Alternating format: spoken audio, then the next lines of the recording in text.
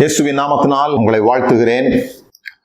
மீண்டுமாக தேவனுடைய ராஜ்யத்தின் சுவிசேஷம், தேவனுடைய குமாரனாகிய இயேசு கிறிஸ்துவினுடைய சுவிசேஷத்தை நாம் பார்த்து வருகிறோம். அதில் 2 காரியங்கள் நீங்கள் தெளிவாக புரிந்திருப்பீங்க.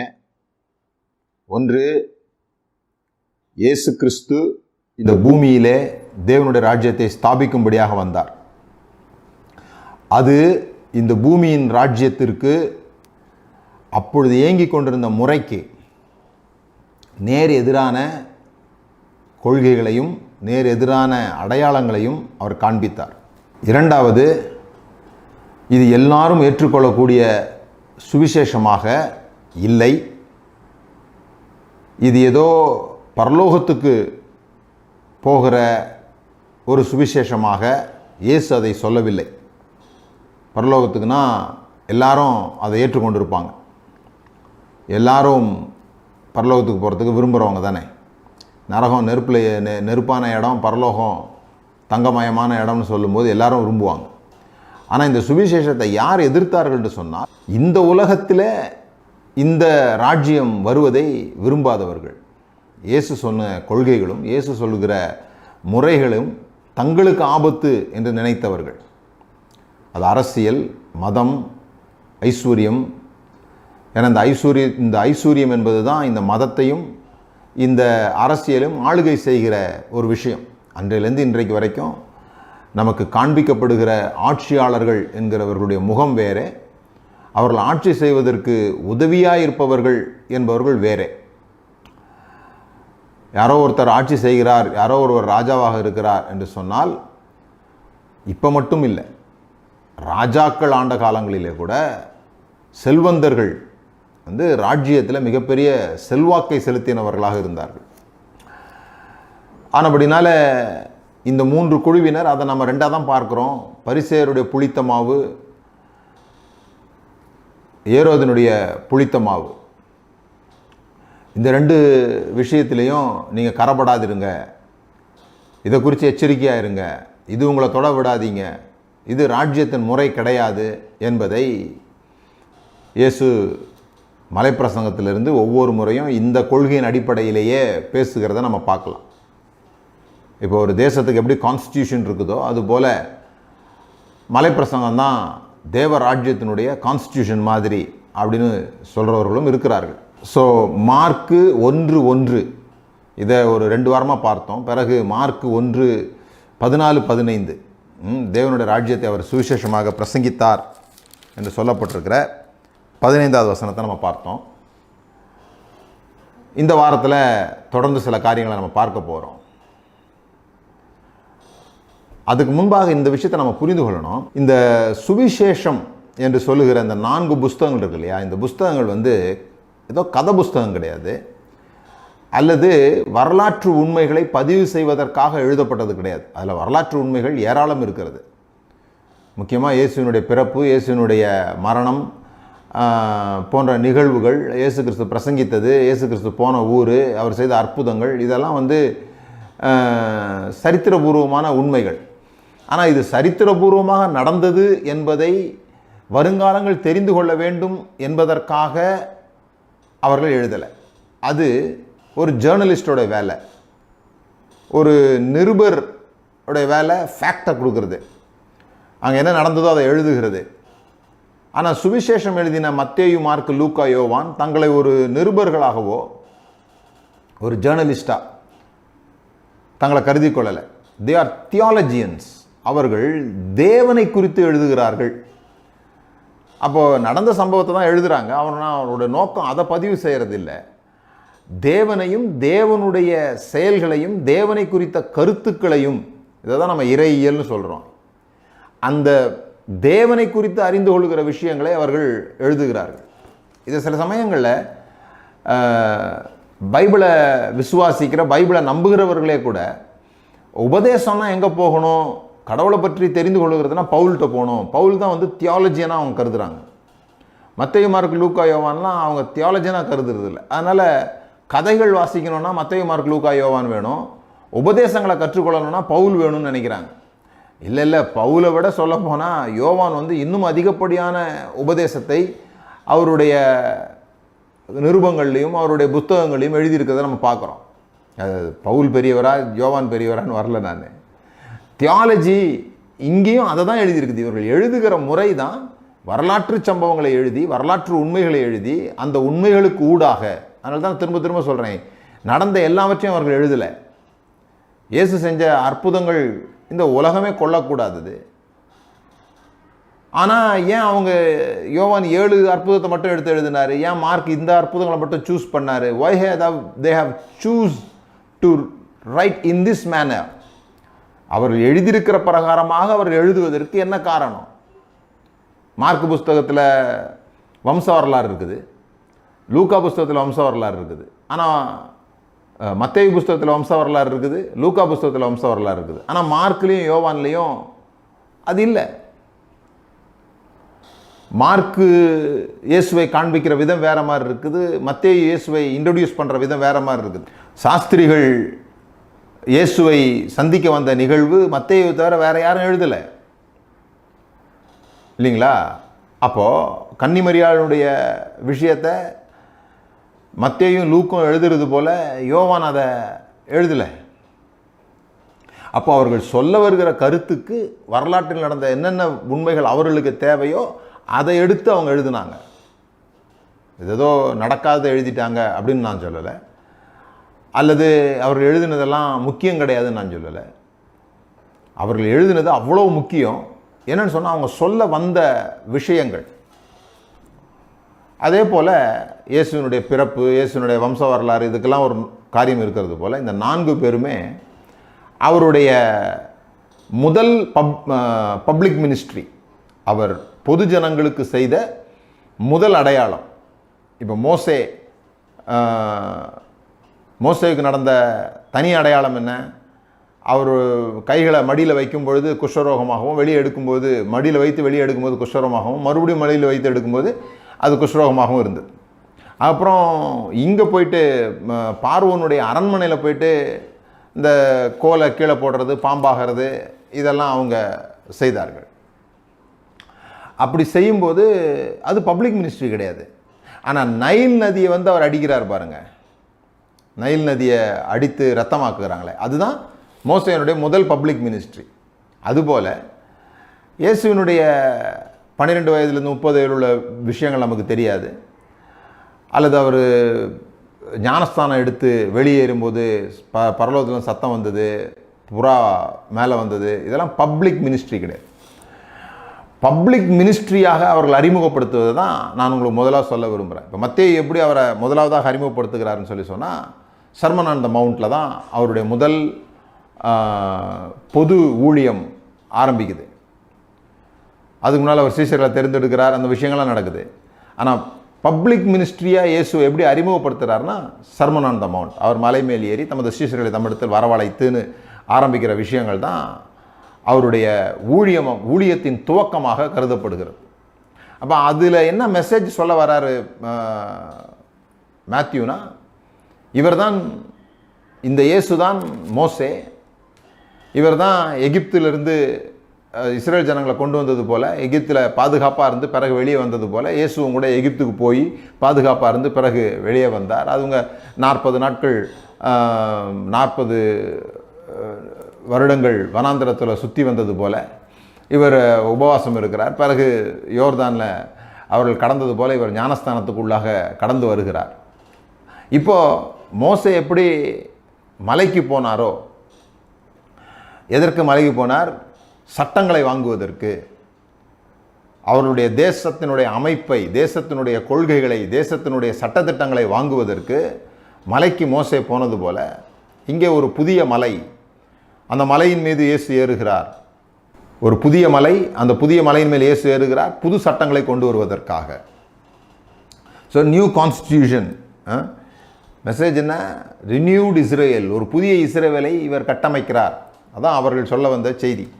இப்போ லூக்கா எப்படி அவரை பப்ளிக் மினிஸ்ட்ரி கொண்டு வராருன்னு சொன்னால், அவர் நாசரேத்து எனும் ஊரில் தம்முடைய பிரசங்கத்தை தேவாலயத்தில், ஜபாலயத்தில் துவங்குகிறார். நாசரேத்து எனும் ஊரில் அவர் துவங்குகிறார்.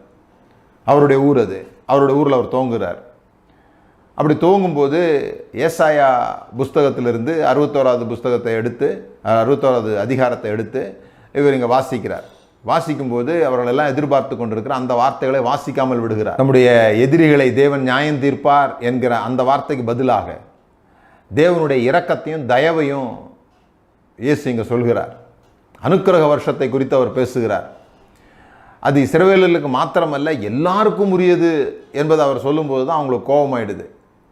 அப்போ இங்கே செய்தி என்ன? இங்கே செய்தி இயேசு கிறிஸ்துவின் மூலமாக இதுவரைக்கும் இஸ்ரவேலர்கள் யூதர்கள் தாங்களுடைய தேவனாக கொண்டாடினவர் முழு உலகத்துக்கும் செல்கிறார், முழு உலகத்துக்கும் தேவனாகிறார், முழு உலகமும் அவரை ஏற்றுக்கொள்ளப் போகிறது என்கிறதுக்கான அந்த தொனியை அவர் அங்கே துவங்குகிறார்.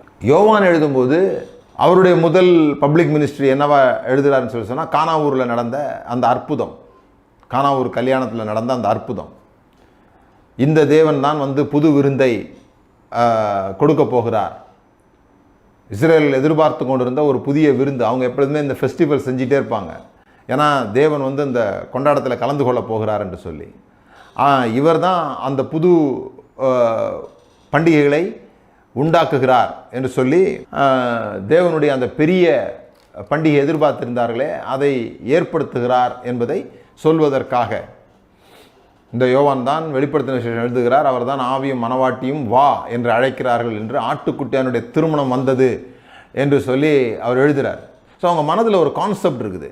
இதை வந்து எப்படி எழுதணும், இது வந்து ஒரு திருமண விஷயம். அவர் எழுதும் போதே முதல் பப்ளிக் மினிஸ்ட்ரியை ஏன் அற்புதத்தை எழுதுகிறாருன்னா, அந்த 7 அற்புதங்கள் வழியாகத்தான் அவர் சொல்ல வந்த கருத்துக்களை அவர் சொல்கிறார். அதனால தான் முடிக்கும்போது சொல்கிறார், ஏராளமான அற்புதங்கள் உண்டு, ஆனால் இவைகள் உங்களுக்கு நித்திய ஜீவனை உண்டாக்குறதுக்கு போதுமானதுன்னு சொல்லி எழுதுகிறார்.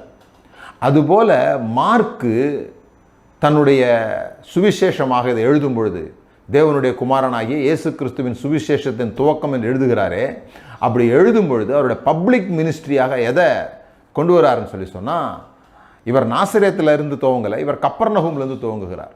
கப்பர்நகூமில் உள்ள ஒரு ஜெப ஆலயத்தில் இயேசு கிறிஸ்து பிரசங்கம் பண்ணும்படியாக போகிறார். மார்க்கு 1:21. பின்பு கப்பர்நகூமுக்கு போனார்கள். உடனே அவர் ஓய்வு நாளில் ஜெபாலயத்தில் பிரவேசித்து போதகம் பண்ணினார். அவர் வேதபாரகரை போல போதியாமல் அதிகாரமுடையவர்களாய் அவர்களுக்கு போதித்தபடினால் அவருடைய போதகத்தை குறித்து ஜனங்கள் ஆச்சரியப்பட்டார்கள். அவர்களுடைய ஜெபாலயத்திலே அசுத்த ஆவி உள்ள ஒரு மனுஷன் இருந்தான். இவருடைய துவக்கம், மார்க்கினுடைய துவக்கம் எப்படி இருக்குதுன்னு சொல்லி சொன்னால், இயேசு கிறிஸ்து அசுத்த ஆவிகளை துரத்துகிறார் அங்கே வருது. அதனால தான் இந்த நாளினுடைய தலைப்பு இயேசு யுத்தத்திற்கு செல்கிறார். எப்படிப்பட்ட யுத்தத்துக்கு செல்கிறார், யாரோட அவருக்கு யுத்தமாகிறது, இதெல்லாம் தான் ரொம்ப முக்கியமான விஷயங்களாக இருக்கிறது. ஒரு ராஜா தன்னுடைய ராஜரீகத்தை இந்த பூமியிலே செய்வதற்காக வானத்தை கிழித்து கொண்டு இறங்குகிறார். அப்படி இறங்கின போது அந்த ராஜா ஏன் யுத்தத்துக்கு செல்கிறார், யாரை மீட்க செல்கிறார், யாரிடத்திலிருந்து யாரை மீட்கும்படியாக இந்த ராஜா யுத்தத்துக்கு போக வேண்டிய அவசியம் இருக்கிறது, இதெல்லாம் தான் மார்க்கினுடைய சுவிசேஷத்தில் நாம் பார்க்குறோம். ஸோ இதனால் மத்தேயு, மார்க்கு, லூக்கா, யோவானுக்குள்ள சண்டை கிடையாது. அவங்கவுங்க ஒரு கருத்தை சொன்னாங்க, நம்ம 4க்கும் ஆமேன்னு சொல்கிறோம். ஆமாம், இயேசு புதிய மோசேவாக வந்தார், ஆமேன். இயேசு தேவனுடைய பண்டிகையை கொண்டு வந்தார், ஆமேன். இயேசு முழு உலகத்துக்கும் அனுக்கிரக செய்தியை கொண்டு வந்தார், ஆமேன். இயேசு பிசாசுகளை துரத்தும்படியாக அவர் வந்தார். ஏன்னா அவரே சொல்கிறார், பிசாசின் கிரியைகளை அழிக்கும்படிக்கே தேவனுடைய குமாரன் வெளிப்பட்டார். அப்போ நம்ம புரிந்து கொள்ள வேண்டியது, மார்க்கினுடைய ப்ராமினண்ட்டான விஷயம் என்னன்னு சொல்லி சொன்னால், மார்க்கினுடைய பிரதானமான செய்தி என்னன்னு சொல்லி சொன்னால், இயேசு பிசாசுகளை துரத்துகிறவராக வந்தார், பிசாசின் கிரியையை அழிக்கும்படிக்கு வந்தார். இது அவருடைய சுவிசேஷம். அதுக்குள்ளே என்ன விஷயங்கள் அவர்கள் வைத்திருக்கிறார்கள் என்பது தான் ரொம்ப முக்கியமான. ஏதோ ஒரு பிசாசை துரத்தினாரே அப்படின்னு சொல்கிறாரா, அல்லது ஒரு செய்தி, அதனுடைய தியாலஜிக்கல் மெசேஜ் என்ன? இது ஒரு நிருபர் எழுதியிருந்தார்னு சொல்லி சொன்னால், இயேசு வந்தார், அவர் வந்து இப்படி கூப்பிட்டார்னு இவர் எழுதின மாதிரி எழுதியிருந்தார்னா அது வேற. ஆனால் இங்கே ஒரு இறையியல் தத்துவத்தை சொல்வதற்காக எழுதுகிற ஒருவர் இந்த விஷயங்களை ஏன் எழுதுகிறார்? இயேசு பிசாசுகளை துரத்துகிற விஷயங்களை ஏன் இவ்வளவு அதிகமாக மார்க் எழுதுகிறார் என்று சொன்னால், இயேசுவை அவர் அப்படி காட்ட விரும்புகிறார். அதிலே சுவிசேஷம் இருக்கிறதை அவர் பார்க்கிறார். நீங்கள் இயேசு சொன்னதை பார்க்கலாம். நான் தேவனுடைய விரலினாலே பிசாசுகளை துரத்துகிறபடியினால் தேவனுடைய ராஜ்யம் உங்களிடத்தில் வந்திருக்கிறது. இப்போ பிசாசுகளை துரத்துறதன் மூலமாக தான் தேவனுடைய ராஜ்யம் வருகிறது என்பதை இயேசு சொல்கிறார். இதை நம்ம லூக்கா 11வது அதிகாரத்தில் நம்ம பார்க்குறோம். லூக்கா 11, 20, 21. நான் தேவனுடைய விரலினாலே பிசாசுகளை துரத்துகிறபடியால் தேவனுடைய ராஜ்யம் உங்களிடத்தில் வந்திருக்கிறதே. அதுக்கு முன்னால் பார்த்தீங்கன்னு சொன்னால், இவன் பிசாசுகளை துரத்துகிறான்னு சொன்னதுனால இவர் இதை சொல்கிறாரு. என்ன சொல்கிறாரு? தேவனுடைய விரலினாலே நான் பிசாசுகளை துரத்துகிறபடினால் தேவனுடைய ராஜ்யம் உங்களிடத்தில் வந்திருக்கிறது. இப்போ இந்த பிசாசுகளை துரத்துறது தேவனுடைய விரலினால் அப்படின்னு சொல்கிறார். பழைய ஏற்பாட்டில் தேவனுடைய விரல் அப்படின்னு முதல்ல எங்கே வரும் அப்படின்னு சொன்னால், இந்த மோசே பேன்களெல்லாம் வரும்படியாக செய்வார். யாத்திராகமம் 8:18. மந்திரவாதிகளும் தங்கள் மந்திர வித்தையினால் பேன்களை பிறப்பிக்கும்படி பிரயத்தனம் செய்தார்கள். அவர்களால் கூடாமற் போயிற்று. பேன்கள் மனிதர்கள் மேலும் மிருக ஜீவன்கள் மேலும் இருந்தது. அப்பொழுது மந்திரவாதிகள் பார்வோனை நோக்கி, இது தேவனுடைய விரல் என்றார்கள். தேவனுடைய விரல்னா ஜட்ஜ்மெண்ட், அதுதான் அவங்களுடைய அர்த்தம்.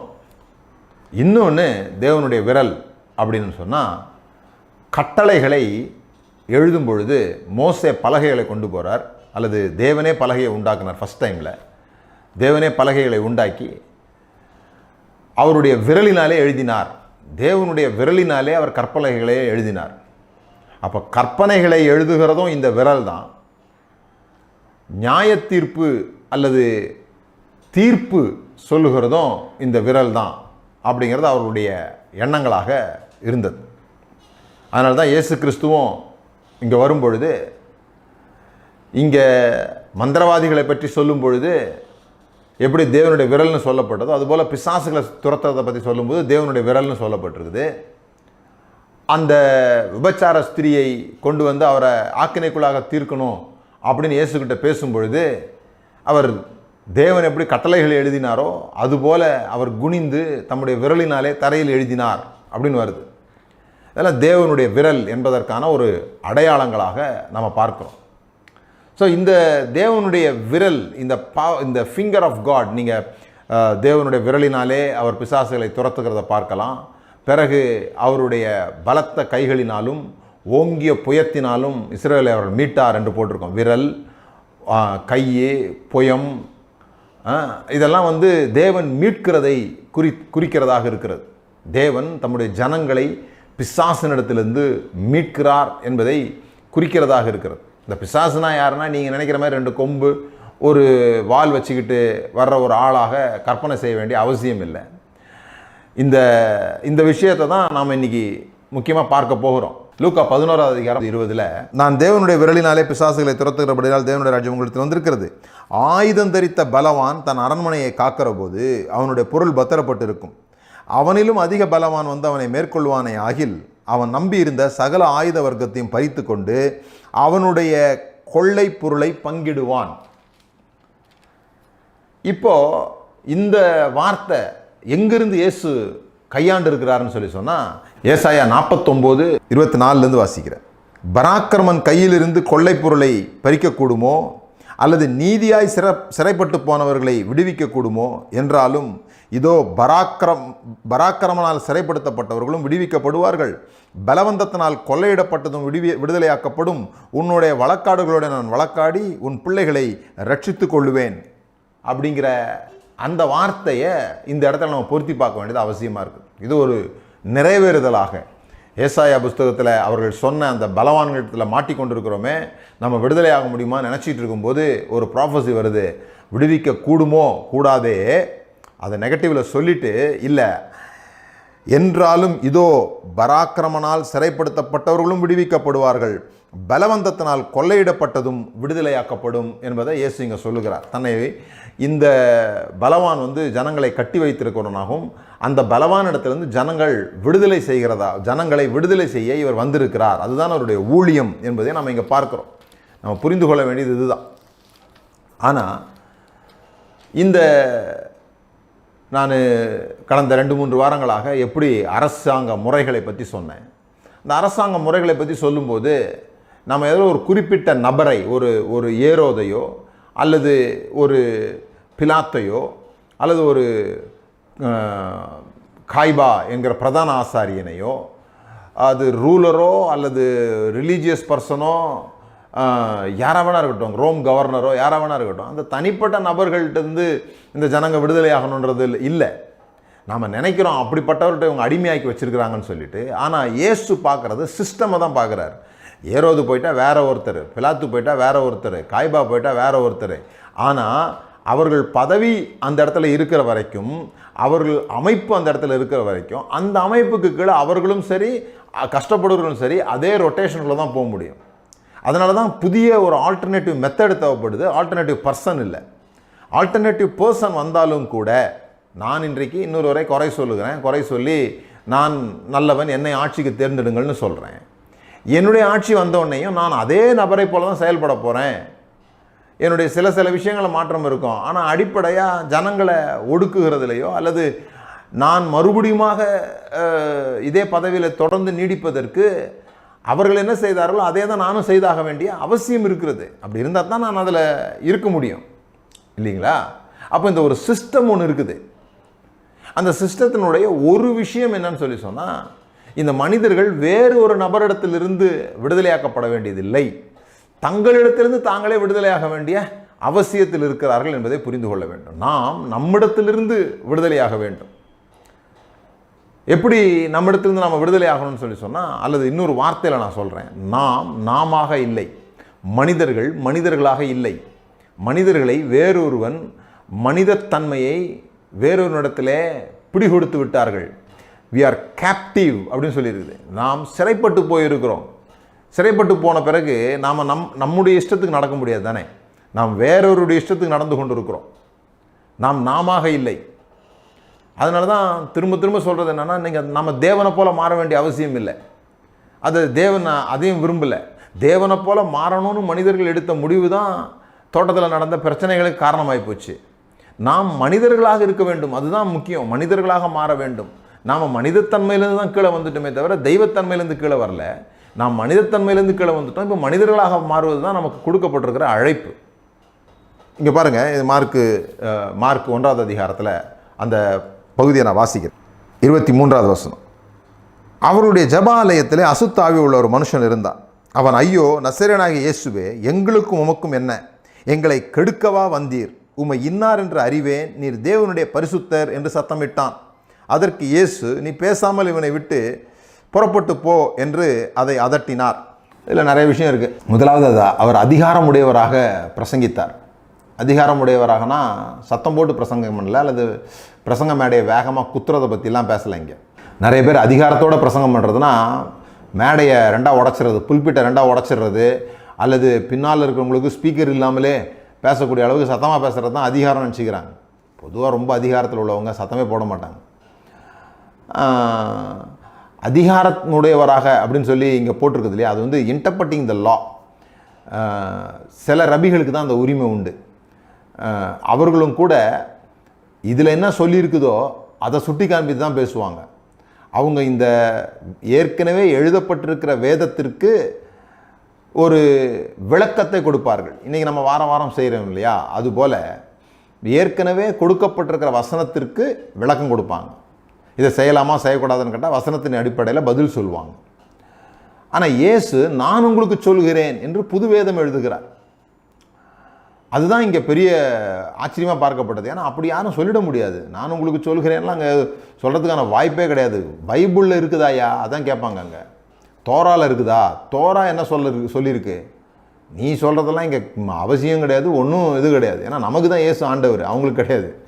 அவங்க வந்து அதனால தான் இயேசு மேலே கோபமே பட்டாங்க. ஆனால் இயேசு நான் உங்களுக்கு சொல்கிறேன் அப்படிங்கிறாரு. இதை பார்த்து ஜனங்க ஆச்சரியப்படுறாங்க. இந்த அதிகாரத்தை இவர் கொடுத்தது யார்? வேதவா இப்படி சொல்லிக்கிறது நீங்கள் கேட்குறீங்க, ஆனால் நான் உங்களுக்கு சொல்லுகிறேன்னு சொல்லக்கூடிய அந்த நியூ இன்டர்பிரட்டேஷன் ஆஃப் லாவுக்கான அத்தாரிட்டியை இவர் கொடுத்தது யார்? அதான் அவருடைய கேள்வி. அப்படி அவர் பேசும்பொழுது வாரம் வாரம் அந்த சர்ச்சுக்கு வந்துக்கிட்டு இருந்த ஒரு ஆள் திடீர்னு ஒரு மாதிரியாக ஆகிறான். இவ்வளோ நாள் நல்லா தானே இருந்தான், பரிசுத்தமான மாதிரி இருந்தானே, இது வரைக்கும் எந்த டிஸ்டர்பன்ஸும் இவனுக்கு ஆகலையே, வாரம் வாரம் வந்திருக்கிறான் பாருங்கள், சர்ச்சுக்கு வந்திருப்பான் போல் இருக்கு, ஆனால் அமைதியாக உட்காந்து வந்துருக்கிறான்.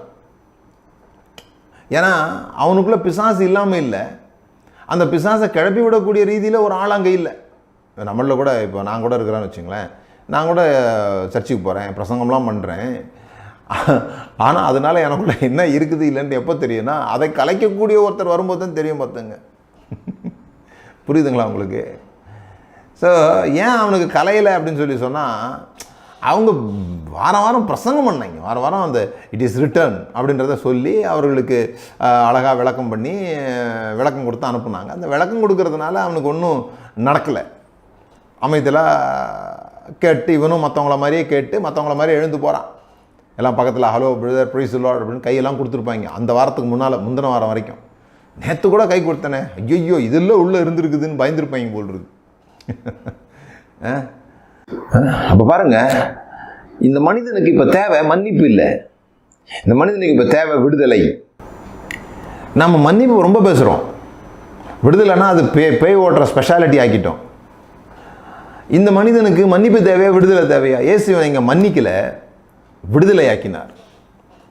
ஏன்னா இவன் இன்னொரு விஷயமா சொல்லிடுறேன். இப்போ சில பேர் இந்த கேள்வி வரும் சில பேருக்கு, என்னென்னா நீர் பரிசுத்தர்னு சொல்கிறான், உடனே அவர் வந்து அவனை அதட்டுறார், நீ அமைதியார் பேசாமல் இரு அப்படின்னு சொல்லி சொல்கிறத பார்த்த உடனே ஏன் அப்படி சொன்னான்? உண்மையை தானே சொன்னான், பிசாசு உண்மையை தானே சொல்லிச்சு அப்படின்ற மாதிரி ஒரு கேள்வி சில பேருக்கு வரும். உங்களுக்கு வருதோ இல்லையா, எனக்கு வந்திருக்குது. அதனால் அதை பற்றி தேடும் பொழுது அந்த காலத்தில் ஒரு பழக்கம் என்னன்னு சொல்லி சொன்னால், இந்த பேயை விரட்டணும்னு சொல்லி சொன்னால் அதனுடைய பேரை வந்து கண்டுபிடிக்கணும். அதனுடைய பேர், அதாவது என்ன அர்த்தம் சொன்னால், யார் வந்து பேர் வச்சுட்டாங்களோ அல்லது யார் வந்து அவரோட உண்மையை கண்டுபிடித்து விட்டார்களோ அவருக்கு கீழே வந்து இந்த ஆள் கீழே வந்துடுவார். அவருடைய கண்ட்ரோல் வந்து இவருக்கு வந்துருச்சு, இந்த பேர் சொல்லிட்டா. அதனால தான் இது என்ன பண்ணுது, அவர் பேரை சொல்லுது. ஆனால் இது புது ஆளை சந்திக்குதுன்னு அவருக்கு தெரில, புது அத்தாரிட்டியை சந்திக்குதுன்னு அதுக்கு தெரில. அவர் பேசாமல் இரு அப்படின்றார், அதட்டுறாரு. ஏன்னா அவங்களுக்கு ஒரு பழக்கம் இருந்தது, அதனால தான் அவன் பேர் என்ன அப்படின்னு அந்த பேய் விரட்டுறதுக்கு முன்னால் அவன் பேர் என்ன அப்படிங்க, நான் லேகியோன் அப்படிலாம் சொல்கிறதுக்கு காரணம்னா அந்த பேர் சொன்ன உடனே அந்த பிசாஸ் வந்து கண்ட்ரோலுக்கு வந்துடும். அதனால தான் ஊமையும் செவிடுமான ஆவியை யாராலும் துரத்தக்கூடாமல் இருந்தது. ஏன்னு சொன்னால் செவிடும் ஊமையுமான ஆவி. ஏன்னு சொன்னால் இப்போ எவ்வளோ தான் கேட்டாலுமே அவன் வாயை திறந்து சொல்ல முடியாது அந்த பிசாசு பேரை, ஏன்னா அவன் ஊமையாக இருக்கிறான். அதனால் அவனை யாரும் துரத்த முடியாது. மேசியா வந்து அதை செய்வார் என்று எதிர்பார்த்து கொண்டிருந்தாங்க. அப்போ தான் இயேசு கிறிஸ்து வந்து செவிடும் ஊமையுமான ஒரு ஆவியை துரத்துகிறார் அப்படின்றத நம்ம பார்க்குறோம். சரி, இங்கே இந்த மனிதனுக்கு என்ன நடந்துச்சுன்னா, அவனுடைய ஸ்பிரிட் ரொம்ப டேமேஜ் ஆயிடுச்சு. அவனுடைய ஸ்பிரிட் வந்து ரொம்ப டேமேஜ் ஆச்சு. இங்கே பிசாசு பிடித்தவர்கள்னு சொன்னேன், நாம் பிசாசு ஓட்டுற மாதிரி ஓய் கத்தி அந்த அதுதான் நமக்கு தெரியும். இப்போ சில பேர் யோசிக்கலாம், நீங்கள் அதெல்லாம் நம்புறீங்களா நம்பலையான்றதுனா, நம்பி இருக்கிறேன், நான் அதை டீல் பண்ணியிருக்கிறேன், இன்னுமே அதெல்லாம் நான் வந்து வெகுவாக விசுவாசிக்கிற ஒரு ஆள் தான். சூப்பர் நேச்சுரல் மினிஸ்ட்ரிஸ், பேய் ஓட்டுறதா இருக்கட்டும், அற்புத அடையாளங்களாக இருக்கட்டும், செத்தவங்களை உயிரோடு எழுப்புறதா இருக்கட்டும், என்னவெல்லாம் உண்டோ எல்லாவற்றையும் ஏற்றுக்கொள்ளுகிறோம். அவை எல்லாவற்றையும் நாம் தேவனால் செய்யக்கூடாத காரியங்கள் என்று ஒன்றுமே இல்லை என்பதை நாம் நம்புகிறோம். ஆனால் அது மட்டும் இல்லாமல் இன்றைக்கு உள்ளவர்களுக்கு புரிகிற மாதிரி சொல்லணும்னா, அல்லது இவைகளெல்லாம் நம்பாதவர்களுக்கும் புரிகிற மாதிரி சொல்லணும்னு சொல்லி சொன்னால், சில பேர் என்ன சொல்லுவாங்க, சைக்காலஜிக்கல் டிஸார்டரும்பாங்க. சில பேர் என்ன சொல்லுவாங்க, ஸ்பிளிட் பர்சனாலிட்டிம்பாங்க. பேர் தான் ஏதோ ஒன்று வச்சுக்கிறீங்க, ஆனால் ஒரு வார்த்தையில் இது எல்லாத்தையும் ஒரு கூடையில் போட்டு அந்த கூடைக்கு பேர் கொடுக்கணும்னா அவன் அவனாக இல்லை, தன்னிலை மறந்தவனாக, தன்னிலை அற்றவனாக இருக்கிறான். எல்லா மனிதர்களும் ஏறத்தாழ அப்படி தான் இருக்கிறோம். நாம் விரும்புகிறத செய்யலை, வேற ஒரு ஃபோர்ஸுக்கு கீழே நாம் இருக்கிறோம். அந்த ஃபோர்ஸிலிருந்து விடுதலை ஆகும் பொழுது தான் நாம் தேவனுடைய ராஜ்யத்துக்குள்ளே மனிதர்களாக, தேவன் விரும்பின மனிதர்களாக, தேவனால் உண்டாக்கப்பட்ட மனிதர்களாக நாம் உள்ளே வர்றோம். அதுதான் இங்கே ரொம்ப முக்கியமாக இந்த மெசேஜ் அதுதான். இயேசு பேய் விரட்டினார் 20/3/2022 அப்படின்னு செய்தி போடுறதுக்காக இது சொல்லப்படலை. இதுக்கு பின்பாக இருக்கிற செய்தி என்ன? அவன் தன்னிலை மறந்தவனாக இருக்கிறான். ஒருத்தர் ரொம்ப நல்லா சொன்னார், ஒரு பெரிய ஊழியக்காரர். அவர் இப்படி சொல்கிறாரு, Now by the help of God, I shall become myself. தேவனுடைய உதவியோடு கூட நானாக இப்பொழுது என்னால் வர முடியும் அப்படின்னு சொல்கிறார். இது சுவிசேஷம். இந்த சுவிசேஷத்தை கேட்கும் பொழுது மனிதர்கள் உண்மையாகவே எப்படி உண்டாக்கப்பட்டார்களோ, மனிதர்கள் எப்படி உண்மையாக உண்டாக்கப்பட்டார்கள்? காக்கவும் பண்படுத்தவும் உண்டாக்கப்பட்டார்கள். ஆனால் காயின் என்ன கேட்டான்? என் சகோதரருக்கு நான் காவலாளியோ அப்படி கேட்டான். அப்போ தான் உண்மைத்தன்மையை அவன் என்ன பண்ணிட்டான்? இழந்து போயிட்டான். அவனை மறுபடியுமாக அந்த உண்மைத்தன்மைக்குள்ளாக கொண்டு வரும்படியாக தான் இயேசு கிறிஸ்து பூமிக்கு வந்து தேவனுடைய ராஜ்யத்தை ஸ்தாபிக்கும்படியாக சொல்கிறார். இதுதான் சுவிசேஷம். இந்த தடுமாறி போன பிள்ளைகளுக்காக அல்லது தங்களை தாங்களே இழந்த பிள்ளைகளுக்காக எப்படி இழந்தோம்? வேற ஒருத்தர் நம்மளை பிடிச்சிட்டு போய் வச்சிருக்கிறாங்க, வேற ஒரு ஃபோர்ஸுக்கு நம்ம வந்துட்டோம். அந்த ஆவியினிடத்திலிருந்து, அந்த துன்பத்திலிருந்து எப்படி ஒரு இஸ்ரவேல் ஜனங்களை வேறு ஒரு ராஜா பிடித்து கொண்டு போய்விட்டால் அவர்கள் நிலை இழந்தவர்களாக, அவருடைய ஸ்தானத்தை இழந்தவர்களாக, அவருடைய தேசத்தை இழந்தவர்களாக மீட்புக்காக காத்திருப்பார்கள். எப்போ நம்ம மீட்கப்படுவோம்னா மறுபடி திரும்பி வருகிறது. இளைய குமாரன் தன் தகப்பனை விட்டு தூர தேசத்திற்கு போனான், அவன் மீண்டுமாக வீட்டுக்கு வருகிறான். இதுதான் சுவிசேஷமாக சொல்லப்பட்டிருக்கிறது. இழந்து போய் திரும்ப வருகிறது, தங்கள் ஸ்தானத்தை விட்டு போகிறது. அதுதான் கிரீக் பாஷையில் ஹமார்ஷியா என்று சொல்லப்பட்டிருக்குது. Missing the mark.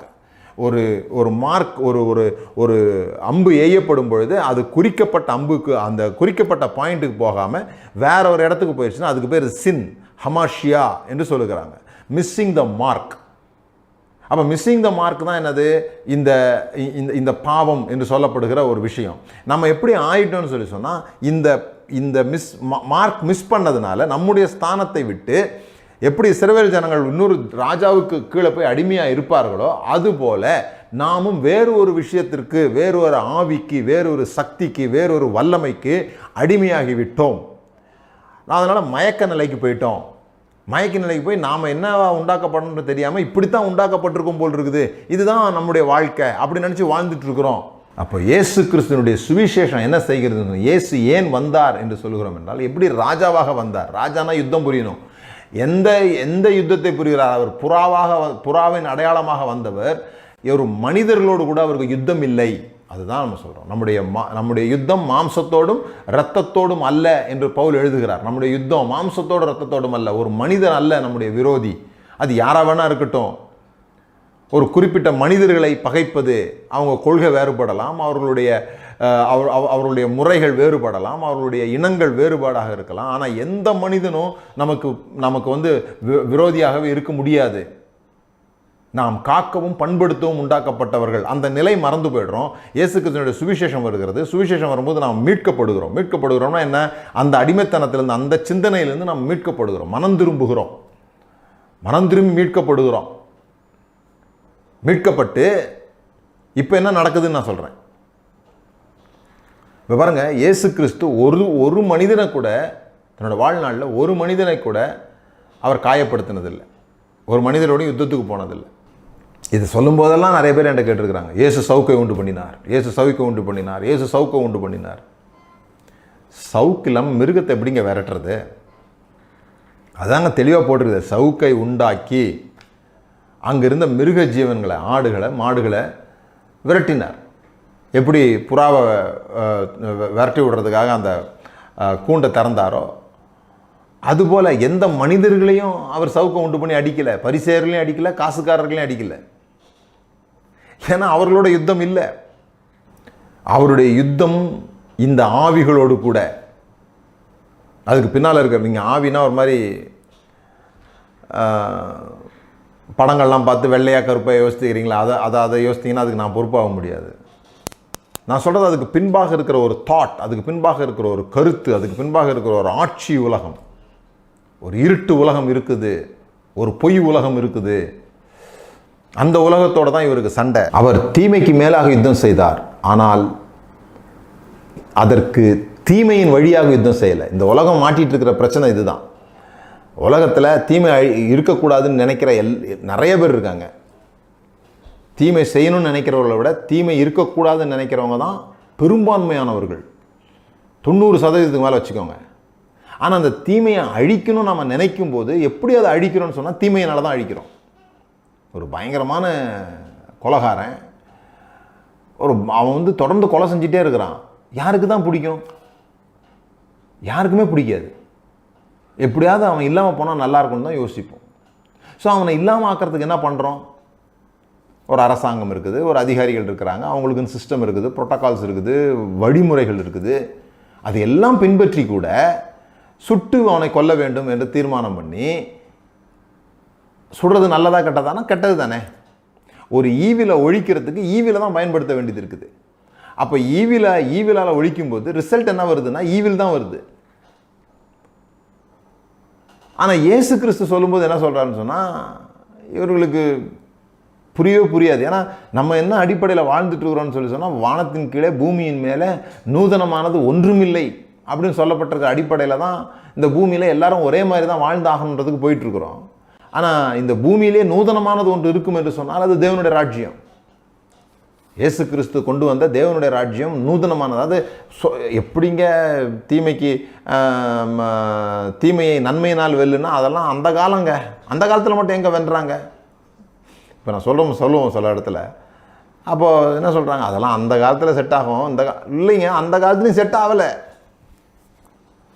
எந்த காலத்துலேயும் செட் ஆகலை. ஏன்னா இது இந்த உலகத்தை அந்த உலகத்தில் உள்ளவர்களால் புரிந்து கொள்ள முடியாது. அதுக்கு தான் முதல்ல அவர்கள் மீட்கப்பட வேண்டும். நாங்கள் ரட்சிக்கப்பட்டோம்னு சொல்கிறவங்கெல்லாம் ரட்சிக்கப்பட்டோம்னு நான் சொல்லலை, நான் அதை இது பண்ணலை. நாங்கள் மீட்கப்பட்டோம், ரட்சிக்கப்பட்டோம். இதிலிருந்து மீட்கப்பட்டிருக்கிறோமா? மற்றவர்களை அழித்து ஒழித்து எப்படியாவது நம்முடைய விஷயங்கள் வெல்ல வேண்டும் என்ற ஒரு நினைப்பு வருது இல்லையா? அதுலேருந்து நம்ம மீட்கப்பட்டுட்டோமா? தொடர்ந்து பார்ப்போம். ஆனால் இன்றைக்கு இங்கே சொல்லி முடிக்க விரும்புகிறது என்னன்னா, நிறைய பேருக்கு ஒரு கேள்வி இருக்குது. கடைசி காலத்தில் யுத்தம் வரும், அர்மகதோன் யுத்தம் வரும், அந்த யுத்தம் வரும், இந்த யுத்தம் வரும். அங்கே யார் வருவானா? இயேசு வருவார். இயேசு தான் அந்த யுத்தத்தையே செய்வார் அப்படின்றாங்க. இயேசு என்ன பண்ண போகிறாரு?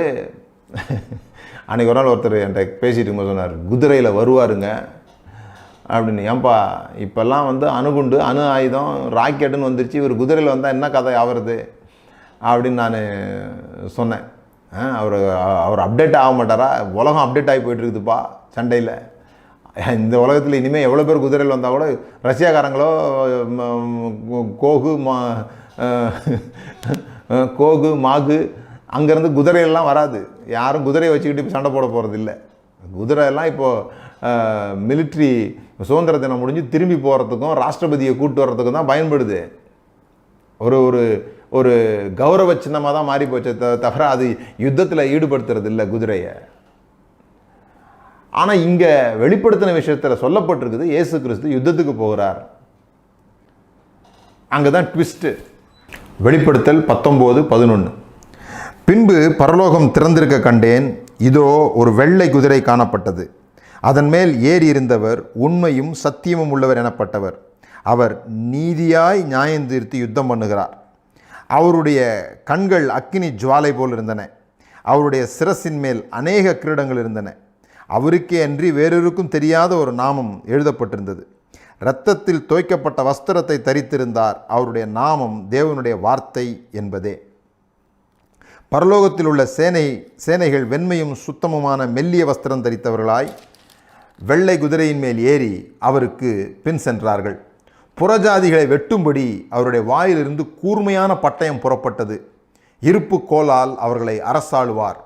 அவர் சர்வ வல்லமையுள்ள தேவனுடைய உக்கிர கோபமாகிய மதுவுள்ள ஆலையை மிதிக்கிறார்.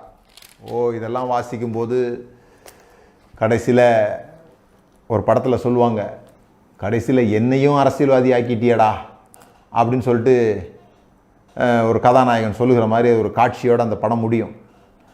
அதுபோல் கடைசியில் நம்மளையும் வன்முறைக்காரன் ஆக்கிட்டீங்களாடா, எவ்வளோ தான் நானும் பொறுத்து பொறுத்து பார்க்குறது, சாந்தமாக இருக்கிறது, கடைசியில் இறங்கிட்டேன்டா சண்டையில் அப்படின்னு சொல்லி இயேசு கிறிஸ்துவும் கடைசியில் யுத்தத்தில் இறங்கிட்டாரு அப்படின்ற மாதிரி இந்த வசனம் புரிந்து கொள்ளப்படுது. ஆனால் நம்ம கவனிக்க தவறுனது என்னென்னா, இன்னும் யுத்தம் ஆரம்பிக்கலை. ஒரு வெள்ளை குதிரை மேலே வருகிறார். ஏன்னா எல்லா ராஜாக்களும் யுத்தம் பண்ண போகும்போது வெள்ளை குதிரையில் தான் வருவாங்க. நம்ம இதை ஏற்கனவே பார்த்துருக்குறோம். வெள்ளை குதிரை, அப்புறம் கருப்பு குதிரை, அப்புறம் அந்த சாம்பல் நில குதிரை, அப்படி கருப்பு குதிரை, அந்த குதிரை கலர் கலராக மாறி மாறி வருவதுக்கு என்ன அர்த்தம்னா ஏற்கனவே நான் 4-5 வாரங்களுக்கு முன்பாக பிரசங்கம் பண்ணும்போது சொல்லியிருக்கிறேன். பற்றாக்குறை என்னும் மாயை அப்படின்றத பற்றி நான் பேசும்போது அதை பற்றி பேசியிருக்கிறேன். நல்லா கவனிங்க. வெள்ளை குதிரை மேலே இயேசு கிறிஸ்து இருக்கிறார். அவருடைய நிறைய கிரீடம் இருக்குது, கண்ணு அக்னி ஜுவாலையாக இருக்குது. ஓகே. இரத்தத்தில் தோய்க்கப்பட்ட வஸ்திரத்தை தரித்திருந்தார். இரத்தத்தில் தோய்க்கப்பட்ட வஸ்திரத்தை தரித்திருந்தார். மற்ற ராஜாக்களுக்கும் இந்த ராஜாவுக்கும் உள்ள வித்தியாசம் என்ன? மற்ற ராஜாக்கள் யுத்தம் முடியும் பொழுது அவருடைய வஸ்திரங்கள் இரத்தத்தினால் தோய்க்கப்பட்டிருக்கும். ஏனென்றால் மற்றவர்களை கொலை செய்வதன் மூலமாக அதிலிருந்து சிதறுகிற இரத்தத்தின் வழியாக. சரி, நீங்கள் ரெவலேஷனை வாசிக்கும்போது அது சட்டிலாக, இப்போ இப்படி சொல்கிறேன், குடியை எதிர்த்து ஒரு படம் எடுக்கணும்னு வச்சுக்கோங்க. குடியினுடைய தீமையை எதிர்த்து ஒரு கதை சொல்லணும். குடியினுடைய தீமையை எதிர்த்து ஒரு கதை ஒரு படம் எடுக்கணும்னா அதில் நிச்சயமாக ஒரு குடிகாரர், முக்கியமாக கதாநாயகனே எப்படி தான் இருக்கணும்னா குடிகாரராக தான் இருக்கணும். அப்போ தான் அந்த குடியினுடைய தீமையை சொல்லி கடைசியில் அதை வேறு மாதிரி மாற்ற முடியும். அது மாதிரி சில விஷயங்களை சொல்லும்போது அந்த விஷயத்தின் அடிப்படையிலே சொன்னால் தான் முடியும். இங்கே அப்படியே சொல்லி அதில் ஒரு ட்விஸ்ட் கொடுக்குறாங்க. இவர் அப்படிப்பட்ட ராஜாவாக இல்லை. இந்த ராஜா தன்னுடைய எதிரியினுடைய ரத்தத்தினாலே தன்னுடைய வஸ்திரத்தை துவைக்கல, தன்னுடைய ரத்தத்தினாலே துவைக்கப்பட்ட வஸ்திரம் அது. ஏன்னா இன்னும் யுத்தம் துவங்கவே இல்லை. அவருடைய நாமம் தேவனுடைய வார்த்தை என்பதே. இந்த இயேசு கிறிஸ்து தன்னுடைய ரத்தத்தினாலே தன்னுடைய வஸ்திரத்தை தோய்த்திருக்கிறாரே தவிர அது soaked on the blood, not by his enemy's blood. அவருடைய எதிரிகளுடைய ரத்தத்தினாலே அல்ல, தன்னுடைய ரத்தத்தினாலே. ஏன்னா அங்கே ஒரு பெரிய மீட்பு இருக்குது. குட் ஃப்ரைடே மெசேஜ், ஈஸ்டர் மெசேஜ்லாம் அதற்கான பில்டப் தான் இப்போ கொடுத்துட்ருக்குறேன் நான். இதெல்லாம் ஒரு மெசேஜ் கிடையாது. இது அப்படியே தொடராக நீங்கள் கேட்டு குட் ஃப்ரைடே ஈஸ்டரில் கேட்டிங்கன்னா தான் உங்களுக்கு முழுமையாக புரிய ஆரம்பிக்கும். அப்போ வெளிப்படுத்தின விஷயத்தில் என்ன சொல்லியிருக்குது? ரத்தத்தினால் துவைக்கப்பட்ட வஸ்திரம்னு சொன்னால் யுத்தம் ஆரம்பிக்கிறதுனால எப்படி ரத்தம் வந்ததுன்னு சொன்னால் அவருடைய ரத்தத்தினாலே துவைக்கப்பட்டது. யுத்தம் துவங்குவதற்கு முன்பாக யுத்தம் முடித்து வைக்கப்பட்டு விட்டது என்பது தான் இங்கே கிண்டல் பண்ணப்படுது. இந்த சிஸ்டத்தையே கிண்டல் பண்ணுறாங்க. அப்புறம் பாருங்கள், புறஜாதிகளை வெட்டும்படிக்கு அவருடைய கையிலே வாள் இருந்தது. இல்லை, புறஜாதிகளை வெட்டும்படிக்கு அவருடைய வாயிலிருந்து கூர்மையான பட்டயம் புறப்பட்டது. என்னங்க இது? எல்லா ராஜாக்கிட்டையும் கையில் தானே வாள் இருக்கும். எவ்வளோ பெரிய வாள் இருக்குது அப்படின்றது தானே, என்ன ஷைனிங் ஸ்வாடுன்றது தானே முக்கியம். வாயிலிருந்து புறப்பட்டது. வாயிலிருந்து என்ன புறப்படும்? வார்த்தை புறப்படும். நான் புறஜாதியாக இருந்தேன், நான் தேவனை அறியாதவனாக இருந்தேன், அவருடைய வாயிலிருந்து புறப்பட்ட வார்த்தை என்னை தாக்கியது, நான் புது பிறப்படைந்தேன், நான் மீட்கப்பட்டேன். நம்ம எல்லாரும் அப்படி தானே? இதை கேட்டுக்கொண்டிருக்கிற நீங்கள் இயேசு கிறிஸ்துவை ஏற்றுக்கொண்டிருந்து இருக்கிறவங்களில் ஒருத்தராக இருப்பீர்களானால் அவருடைய வாயிலிருந்து புறப்பட்ட அந்த வார்த்தையினால் வீழ்த்தப்பட்டவர்களாக தானே நம்ம மறுபடியும் பிறந்தோம். அந்த வசனத்தினால் தானே ஜெனிப்பிக்கப்பட்டோம். அப்போ எப்படி வாள் எடுத்துக்கிட்டு போய் அவர் வெட்டுவார்னு சொல்கிறது எப்படி இருக்குது? அதுக்கு கையில் யூஸ் பண்ணணும். ஏன் வாயிலிருந்து புறப்பட்டது? அதுதான் இங்கே வன்முறை அல்ல. இயேசு கிறிஸ்து யுத்தம் பண்ண போகிறது இல்லைன்றதை சொல்ல வரேன் நான். ரஷ்யாவுக்கும் உக்ரைனுக்கும் யுத்தம் நடந்தோடனே இயேசுவும் அடுத்த யுத்தத்தில் இறங்கிடுவாருன்னு பிசாசு படம் வருமா? நம்ம படம் வேற போகுமா? பரிசுத்தவான்கள்லாம் பாருங்கள், பின்னால் என்ன உட தெரிச்சிருந்தாங்க. ஒருத்தர் உடையில கூட ரத்தம் கிடையாது. ஒருத்தர் உடையிலோட ரத்தம் கிடையாது. பரலோகத்தில் உள்ள சேனைகள் வெண்மையும் சுத்தமமான மெல்லிய வஸ்திரம் தரித்தவர்களாய் வெள்ளை குதிரையின் மேல் ஏறி. இங்கே எதுவுமே வெட்டலை. ஒரு யுத்தத்தை யோசித்து பாருங்கள். ஒரு ராஜாவுடைய சரீரம் ஒரு உடை ஃபுல்லாக எதிரியோட ரத்தத்தால் தான் அது நனைக்கப்பட்டிருக்கும். பின்னால் வர்ற எல்லாருடைய சரீரத்தில் உடையிலையும் அந்த அடையாளங்கள் இருக்கும். யார் ஜெயிச்சிருக்காங்களோ அவங்க அந்த இதை இது பண்ணியிருப்பாங்க. அவர்கள் மேலே வீர தழும்புகள் இருக்கும், வீர ரத்தங்கள் இருக்கும். எதிரினோட ரத்தம்லாம் அவங்களுக்கு பெரிய கிஃப்ட் மாதிரி இல்லை. பெரிய விருதுகள் அல்லவா. ஆனால் இங்கே அப்படிலாம் இல்லையே. அதை புரிந்து கொள்ளணும். இந்த செய்தி இதுதான். இயேசு யுத்தம் பண்ணும்படியாக வருகிறார். ஆனால் இந்த உலகம் சொல்கிற வன்முறை யுத்தம் அல்ல. இந்த உலகம் சொல்கிற வாள் எடுத்து செய்கிற யுத்தம் அல்ல. அப்படி சாக வேண்டியது இருந்தால் அவர் தன்னைத்தானே கொடுக்கிறவராக இருக்கிறார். தன்னைத்தானே கொடுத்ததின் மூலமாக இந்த உலகத்தை மீட்டுக் கொள்கிறார். இந்த யுத்தங்களிலிருந்து மீட்டுக் கொள்கிறார். மற்றவருடைய மரணத்திலிருந்து எப்படி அவர்களை மீட்டுக் கொள்கிறார்? தான் மரித்ததினாலே மற்றவருடைய மரணத்திலிருந்து அவர்களை மீட்டுக் கொள்கிறார். ஆனால் இயேசு கிறிஸ்து யாருக்கு விரோதமாக யுத்தம் செய்கிறார் என்று சொன்னால், இந்த மனுக்குலத்தை தங்களுடைய சக்திகளால் பிடித்து வைத்திருக்கிற அந்த இருளிலே வெளிச்சமாக அவர் பாய்கிறார். அதுதான் இருளுக்கும் வெளிச்சத்துக்குமான யுத்தமாக அது காட்டப்படுகிறது. அது வார்த்தையினால் நடக்கிற யுத்தமாக இருக்கிறது. அந்த வார்த்தையினாலே இந்த பிசாசுகளை துரத்தினார், அதட்டினார், தேவனுடைய விரலினாலே விரட்டினார். அதான் வார்த்தையினால் விரட்டுறாரு. அதனால தான் அவருடைய வாயிலிருந்து பட்டயம் புறப்பட்டது என்று சொல்லப்பட்டிருக்கிறது. நாம் எல்லாரும் ஒரு நேரம் இல்லைன்னா ஒரு நேரம் நாம் எல்லாரும் ஒரு விதமான தனிமைக்குள்ளாக, ஒரு விதமான பயத்திற்குள்ளாக நாம் போகிறோம். நம்ம இழக்கிற நேரம் நிறையா இருக்குது. we all are struggle with our own demons. நமக்கு எப்படி தேவதூதர்கள் கொடுக்கப்பட்டிருக்காங்களோ அது மாதிரி நமக்குன்னு சில பிசாசுகள் இருக்குது. உங்களுக்கு தெரியும். அது நீங்கள் தனிமையில் போராடுகிற கடவுள் இருக்குன்னு சொல்கிறவங்க, இல்லைன்னு சொல்கிறவங்க, எந்த கடவுளை கும்பிட்றவங்க, இயேசு கிறிஸ்துவை கும்பிட்றவங்க, யாராக இருந்தாலும் சரி, அவர்களுக்கென்று ஒரு டார்க் ஸ்ட்ரகிள், வெளியே சொல்ல முடியாத ஒரு யுத்தம் அவர்களுக்குள்ளாக நடந்து கொண்டிருக்கிறது. அவர்களையே அவர்கள் வெறுக்கிறது போல, நான் இப்படி இருக்க விரும்பவில்லையே, ஆனால் நான் இப்படி இருக்கிறேனே என்று சொல்லி அந்த ஜபாலயத்துக்கு வந்த அந்த மனிதனை போல அவங்க இருக்கிறாங்க. அந்த ஸ்பிரிட் கலையாமல் இருக்கிறதுனால, அவருடைய அன்றாட வேலைகள் நடக்கிறதுனால, அது வரைக்கும் அவன் கூட பிசாசு பிடித்தவனா யாருக்கும் தெரியல, அவனுக்கே தெரியல.